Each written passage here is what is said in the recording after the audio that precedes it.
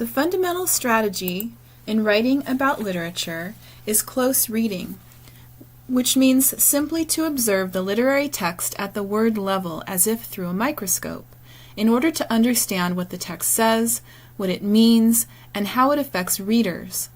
All literary analysis is grounded on close reading because close reading produces the evidence and analysis, the observation and inferences necessary to support a conclusion about literature. While close reading is useful to support literary writing, it is also a useful strategy to assist readers in discovering what they think about literary texts. By attempting to write our reactions and connect them to evidence from a text, we are able to make those reactions conscious and see how the text contributed to them. Essentially, like scientists, we trace our observations, connect them to our inferences, and draw conclusions from them. This is the purpose of informal close reading, which we will do individually and collaboratively. Through collaborative close reading, we hone our thinking. In essence, we are never alone when reading, as the author of the text is always also present in his or her words. But we also participate in communities of readers each time we discuss our reading. Such dialogue is what I enjoy best about teaching literature. Because we're all readers, we can all learn from each other, and I learn right alongside my students. Therefore, this course will employ close reading as an individual pre-writing strategy to make reactions to reading conscious, a collaborative community-building dialogue that also hones our interpretations, an opportunity to practice critical thinking, a method of supporting arguments about literature, an approximation of the argumentation used by literary scholars, and an assessment method whereby I can track your comprehension and depth of thought. To do close reading, please select sections of the text that interest you. Look closely at the wording, determining the literal meaning, observation, summary, and then inferring the figurative meanings associated with images and poetic technique.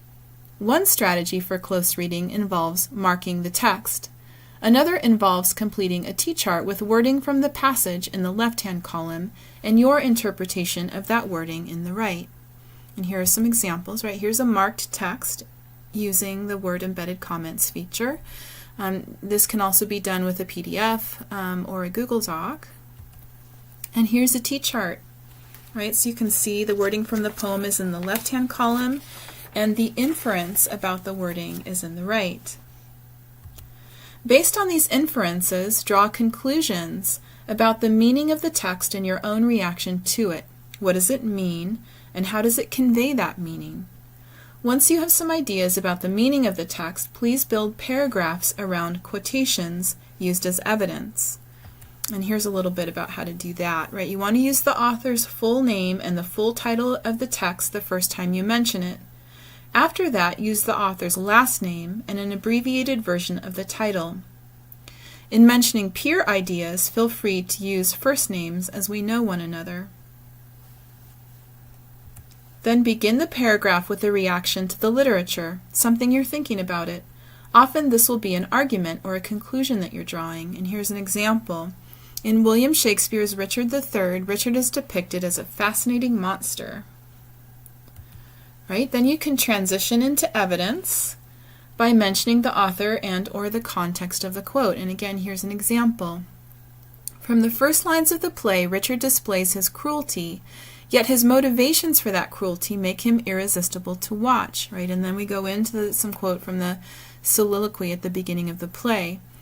I argue that you should avoid hit-and-run quotes where the quotation is just dropped between unrelated sentences because it's hard for your reader to follow the logic of your discussion. So transitions really help them do that. And then when you're integrating quotations, you use either a block quote or an integrated quote. And a block quote is for 4 lines or longer. And if you're using poetry, you would quote them line by line, just like the poem looks, right? So with line breaks. And then you would, if the quote is only 3 lines or fewer, then you would integrate the quotation into your language. When you're quoting poetic lines integrated into your language, you need to insert slash marks to indicate line breaks. Okay, here are a couple examples, right? So here's a block quote at the bottom of the screen. It's indented from the left side.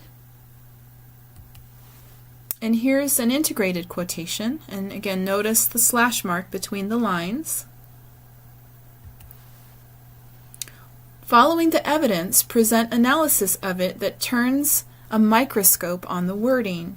Analysis should be at least as long as the quote. I always encourage students to think about that, right? So you don't want to quote like 10 lines of poetry and then have one line of analysis, right? The lines of the quote and the evidence should be about the same length.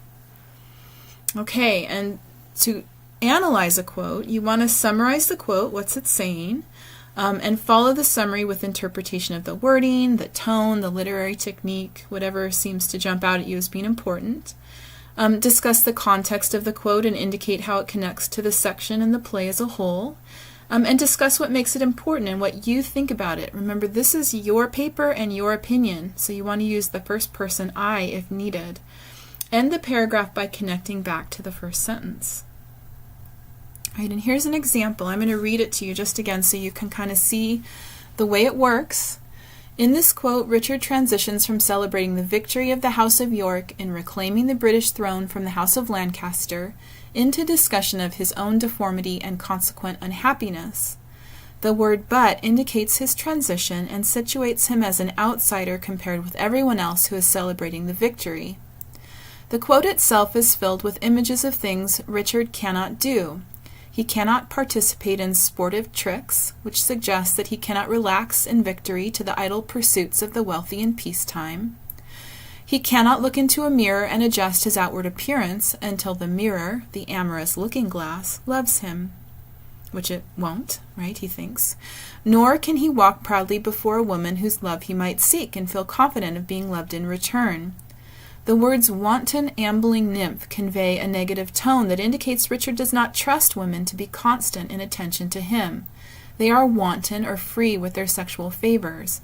They are also ambling, which suggests that they will wander away from him. These lines suggest significant insecurity that builds sympathy in the audience. We have all been that outsider longing to fit in and be loved.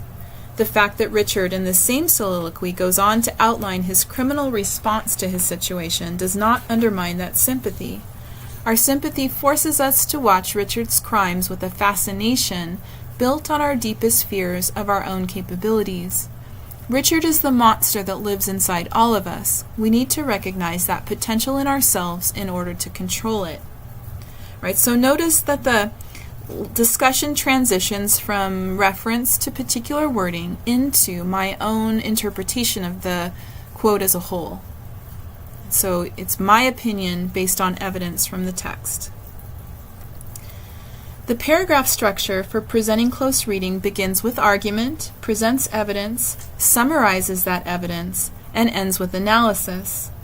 It's also possible for the paragraph to include additional layers of evidence and analysis. Paragraphs of close reading never begin or end with evidence. Instead, the evidence is sandwiched between your ideas. Please also note that close reading is not summary, although it should include summary. Just repeating back observations about a text does not reveal anything about your own thinking.